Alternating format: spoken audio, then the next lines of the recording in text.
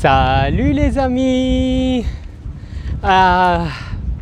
Voici ma 4e vidéo de cette médecine ancestrale. Ici on est maintenant le 6e jour, donc j'ai sauté quelques jours, donc durant lesquels je n'ai pas fait de vidéo, pas tourné de vidéo, étant donné que tout ce que j'avais fait, surtout le plus gros travail a été fait les 3 premiers jours, et après il y avait toute cette période où je devais intégrer tout ça, et il y avait des choses que c'était pour moi impossible de mettre en mots, à des sensations,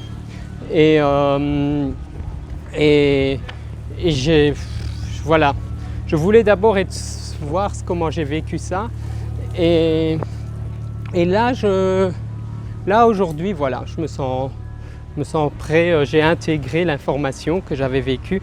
Donc pour comprendre de quoi je parlais, ce serait bien pour ceux qui n'ont pas vu les 3 vidéos précédentes de les visionner, si c'est important pour vous bien sûr. Alors, par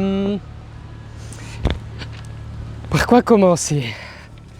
Alors comme expliqué, oui, j'avais fait le premier jour commencer ayahuasca, ensuite le bufo. Et par la suite, j'ai fait le deuxième jour bufo avec ayahuasca la nuit, et 3e jour identique avec d'autres doses, on va dire. Et donc, j'essaie juste de me rappeler ce que je vous avais raconté dans les premières.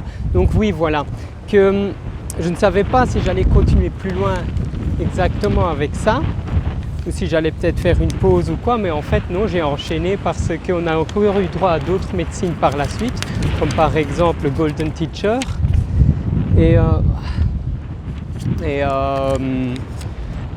vais un petit peu expliquer les différentes informations ou les différents éléments que j'ai vécus. À savoir que la 3e expérience que j'ai faite, donc là j'ai vraiment été, vu que j'étais déjà détaché de mes peurs du passé et d'une quantité incroyable de fausses croyances limitantes, j'ai pu accéder à quelque chose d'encore beaucoup plus profond qu'auparavant.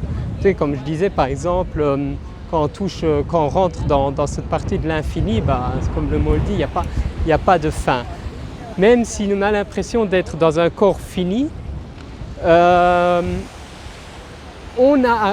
y a même cette possibilité à l'intérieur de notre corps fini de toucher à ces différentes dimensions, mais de les vivre réellement, de les intégrer. Donc, et c'était ça surtout le gros travail que j'avais à faire, c'était ensuite tout ce que j'ai vécu, parce que de l'autre côté, tu es tout. Tu es tout, tu as tout. Toute information est là, absolument tout. Il n'y a aucune information auquel tu n'as pas accès. Et c'est comme si tu étais dans un immense supermarché et que tu pouvais tout simplement choisir et que tout était gratuit. Tu pouvais prendre tout ce que tu voulais, tu devais juste faire des choix. Et ce qu'il y a, c'est que tu fais des choix, mais tu n'es pas dans...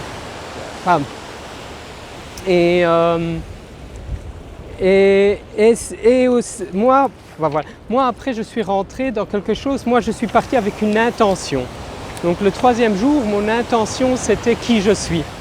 Donc qui je suis, c'est le travail auparavant, etc. avait mis en doute plein de choses sur moi-même, donc plein de choses, ou plutôt m'avait enlevé des doutes par rapport à moi, des fausses croyances, des choses que je pensais, que je croyais de moi qui n'étaient pas la réalité en final. Et qui m'a permis d'accéder enfin à ce besoin de savoir, cette envie de savoir, ok, mais qui je suis alors au final si je ne suis pas toutes ces croyances auxquelles j'ai cru pendant tant d'années. Et là j'ai vécu que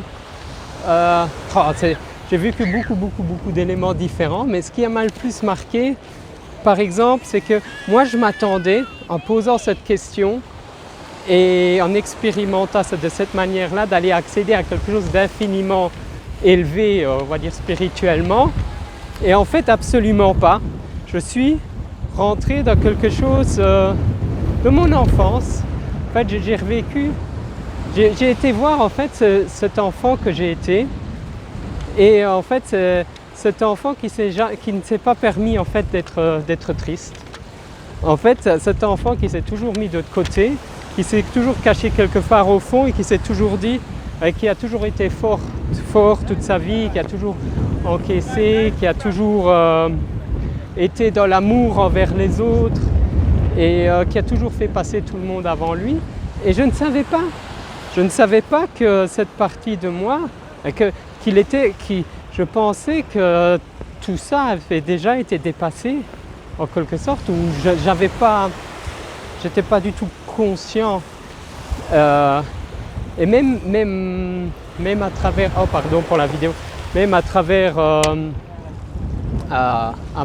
tous les autres travaux de développement personnel que j'avais fait, j'avais jamais atteint ce niveau de profondeur. Donc là maintenant, j'ai pu me détacher de ça et j'ai pu aller être pour cet enfant que j'ai été ce dont il avait le plus besoin. Donc cet amour, j'ai pu être pour lui comme une maman, comme un papa, comme je ne sais plus ce que j'ai été. J'ai été pour lui une perfection, ou pour moi-même, et je lui ai apporté tout l'amour de ce dont il avait besoin. Et tout cet amour que j'ai reçu, que je me suis donné à moi-même, c'est comme si l'univers entier me l'apportait. Ah, ça peut... Et dans l'instant présent, ça a changé tellement de choses. Tellement de choses. Et donc tout ça, bien sûr, comme je dis, il m'a fallu après 1 ou 2 jours pour intégrer cette réalité. Dans cet espace-là, ce qu'il y a, c'est que quand tu reviens et tenter de faire de son mieux pour comprendre tout cela, il est là surtout le travail. Elle est là où oui, la difficulté, elle est là. Parce que quand tu es de l'autre côté, la difficulté n'existe pas. Quand tu reviens ici, tu dis ok, et comment tout ça va se mettre en place maintenant? Comment je vais intégrer tout ça dans mon corps physique, toute cette connaissance, tout ce changement, toute cette métamorphose, cette transformation. Ouais, c'était un petit peu ça qui s'est passé. Et j'ai vécu... Ah, attendez, pardon, il y a un moteur à côté, je vais aller plus loin. Voilà. Donc j'ai vécu ça aussi également par différentes étapes. Et c'est là où par la suite, le jour d'après, où le Golden Teacher m'a été d'une très grande aide. Donc c'est cette combinaison en fait d'une médecine à une autre, etc., qui a été bénéfique. Il y en a encore eu d'autres. J'ai eu des gouttes dans les yeux. En fait, des gouttes qui, elles, sont censées effacer toutes les horreurs que j'ai vues dans ma vie. Toutes les choses dont mes yeux ont été témoins dans ma vie, les gouttes, franchement, ça a brûlé. Hein. On m'a mis les gouttes dans les yeux et je devais cligner des yeux. Ah, je criais de douleur et waouh, dingue, la vue que tu récupères après, tu vois les choses autrement. Donc c'est là où cette phrase qui m'a toujours beaucoup bercé dans ma vie a pris tout son sens. C'est en fait c'est parce que quelque chose te fait peur que tu dois le faire. Ou voilà. Donc pour moi, tout ce qui nous fait peur, c'est ce qu'on doit faire. Le but, c'est d'aller au-dessus de ces peurs, changer. Et c'est derrière nos plus grandes peurs qu'on a nos plus grands bonheurs, ou nos plus grosses fiertés, nos plus grandes réussites.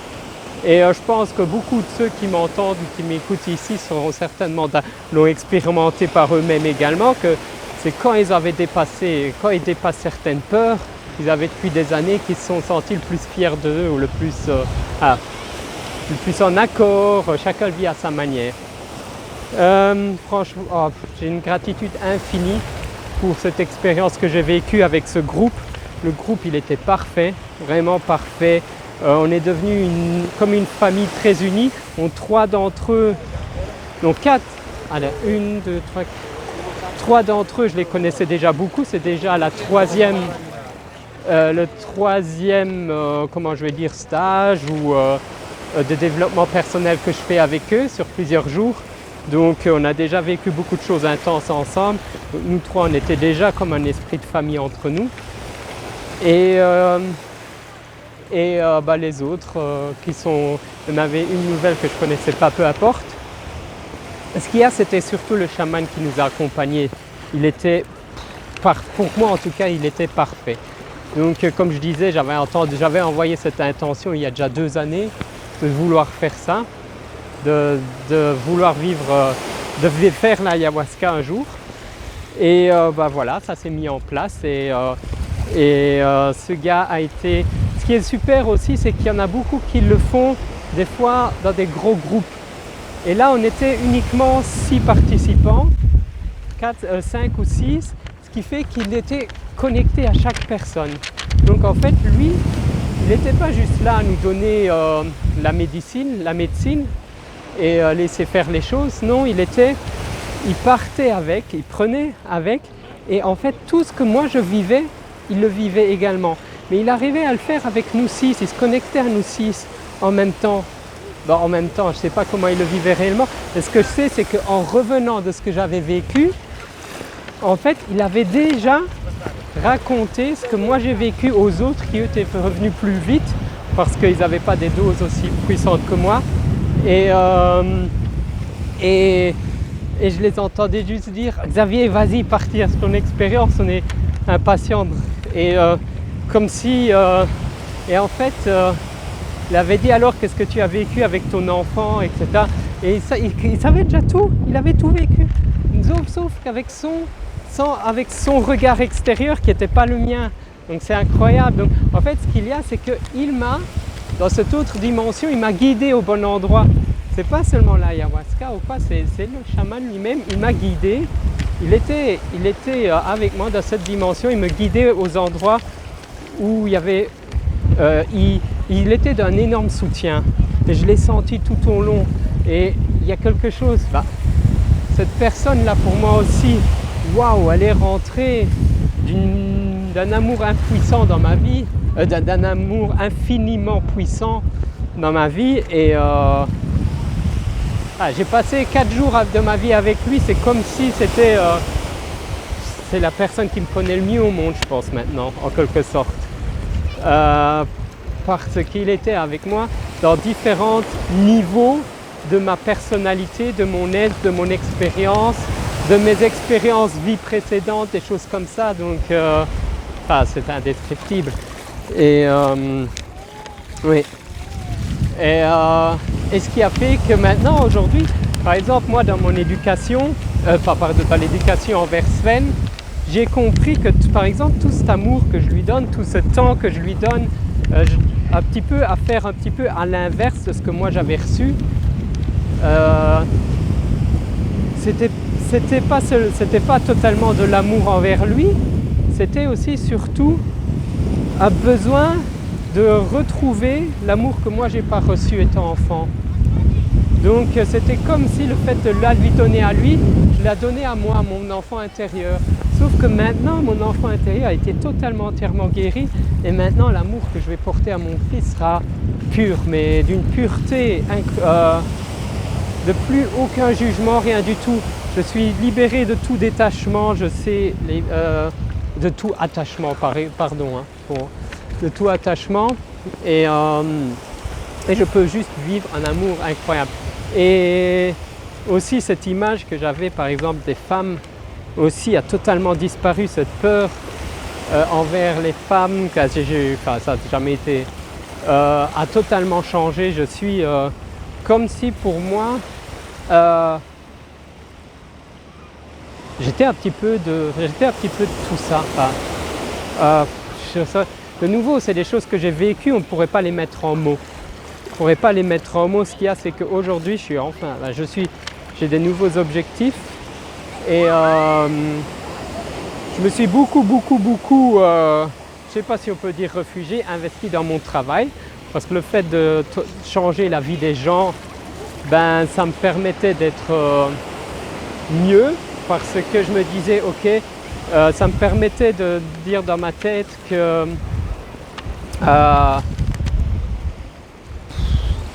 d'autres ne vont peut-être pas vivre ce que j'ai vécu. D'ailleurs, ben voilà, vous qui voyez le symbole ici, ce symbole il signifie justement, pour moi j'avais mis ça fait déjà pas mal d'années, parce que en fait, durant mon enfance, Batman c'est un petit peu, Bruce Wayne, pas Batman, a été un petit peu mon exemple, dans le sens où c'était un enfant pour moi heureux, qui a tout perdu, on lui a tout pris par une énorme blessure d'injustice. Et au lieu d'avoir véhiculé de la haine, de la rage envers les personnes, il a consacré toute sa vie, jour et nuit, à aider les autres. Et ça a été son moteur de vie. Et le fait de me tatouer ça sur moi, c'était surtout pour le voir tous les jours. Voir tous les jours, mais tu sais, pour me dire, tous les jours me rappeler ce message. Tu sais, normalement, la douleur, elle n'est pas censée te rendre mauvais, elle est censée te rendre meilleur. Et c'est ce qu'elle a fait tout au long. Elle m'a chaque fois rendu meilleur. Chaque déception, c'était chaque fois pour me rendre meilleur. Après, c'est quoi la définition d'être meilleur? Est-ce qu'être meilleur, c'est aider les autres? Maintenant, c'est la mienne. Je suis tout à fait d'accord avec les personnes qui ne sont pas forcément qui ne voient pas ça de la même manière, bien sûr. Chacun a son interprétation du bien et du mal. Et encore, pour moi, bien et mal, tout ça c'est interprétation, et en même temps c'est, on va dire, un petit peu de la branlette intellectuelle, ça ne veut rien dire au final, parce que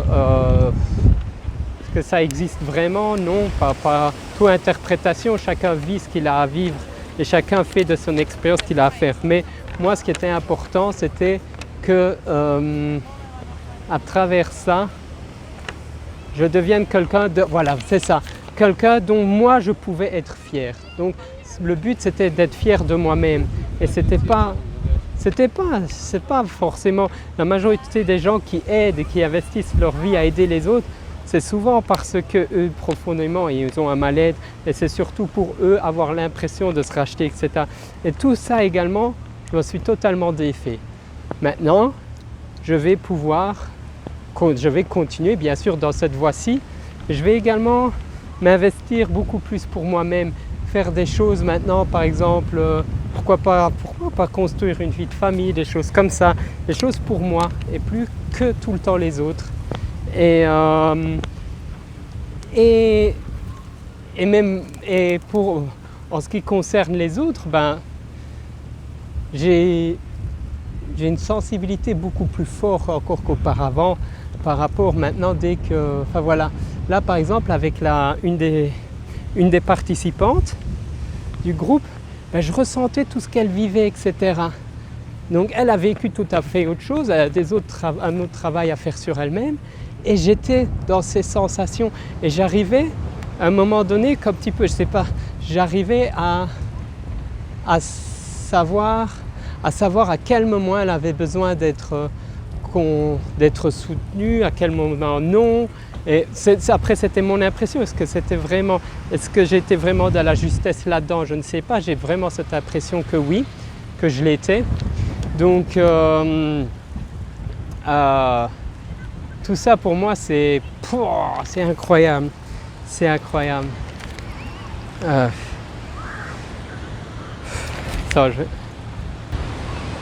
Ce qu'il y a eu aussi également, c'est que durant cette expérience, j'ai vomi. Toute cette peur, la peur, la tristesse, et s'empêcher d'être triste surtout, et la vulnérabilité, s'obliger à être invulnérable pour aider les autres. Tout ça en fait, toutes ces choses que j'ai vomi tout ça, mais vomi, littéralement vomi. Mon corps, c'est pour ça qu'on mangeait presque pas, donc avant ça, mon corps était totalement vide, en tout cas d'alimentation, de nourriture, et j'ai vomi, je sais pas moi, peut-être presque un demi-litre, et il y a des grumeaux, des morceaux dedans. Et tout ça, c'est des choses qui se sont matérialisées dans mon corps. Donc un mal-être qui s'est vraiment matérialisé, il a été cherché au plus profond. Et c'est un processus qui a duré 3 jours. Pendant 3 jours, le processus final, lui, il était sur 4-5 heures. Donc aller rechercher ça au plus profond de moi, et aller ressortir tout ça. Et d'ailleurs, j'ai même fait une vidéo de ça, je pense que je vous la montrerai peut-être parce que moi je trouve ça impressionnant, hein, pour ceux que ça ne dégoûte pas bien sûr. Mais c'est... Waouh! Écoute, je me rends à nouveau compte que j'ai de nouveau dépassé les 20 minutes, donc je vais en rester là pour cette vidéo. Si vous avez des questions, posez-les-moi. N'hésitez pas, venez me parler en privé, etc. C'est avec grand plaisir que je vous en dirai beaucoup plus là-dessus. Voilà, je pense que j'ai déjà beaucoup dit dans les vidéos précédentes, les éléments importants. Et ouais, je pense que là, pour l'instant, c'est suffisant. Peut-être que je reviendrai vers vous encore par rapport à tout ça, ou peut-être que c'est également la dernière vidéo. Si jamais je remarque quelque chose encore. Mais la majorité, voilà. Ce dont je vous ai parlé, c'est peut-être un dixième de ce que j'ai vécu. Parce qu'il y a des choses, ça ne s'explique pas. Ça peut seulement se vivre. Donc, et voilà, on va en rester là. Parce que de nouveau, j'ai beaucoup d'informations qui me traversent, mais cette information, je ne sais pas comment vous la donner d'une manière où je ne sais pas comment. Ouais, voilà, je ne sais pas. Peut-être que ça me viendra avec le temps. Donc, parce que c'est une expérience personnelle, c'est des choses que les gens ne peuvent pas comprendre, on ne peut pas. D'ailleurs, même moi, je peux le comprendre, mais pas dans cette logique-ci. Je peux le comprendre, mais pas avec ma logique. Donc, je ne peux pas l'expliquer à travers le mental, à travers ma logique. Et ici, j'essaie de faire quelque chose de plus ou moins compréhensif, même si je sais que ce n'est pas forcément très compréhensif ce que je vous raconte. Bon, allez, 22 minutes, je vous laisse. Je vous aime, à bientôt et partagez. Partagez comme je partage. Partagez avec les gens, pas forcément moi mon expérience, partagez vos expériences qui peuvent motiver d'autres personnes.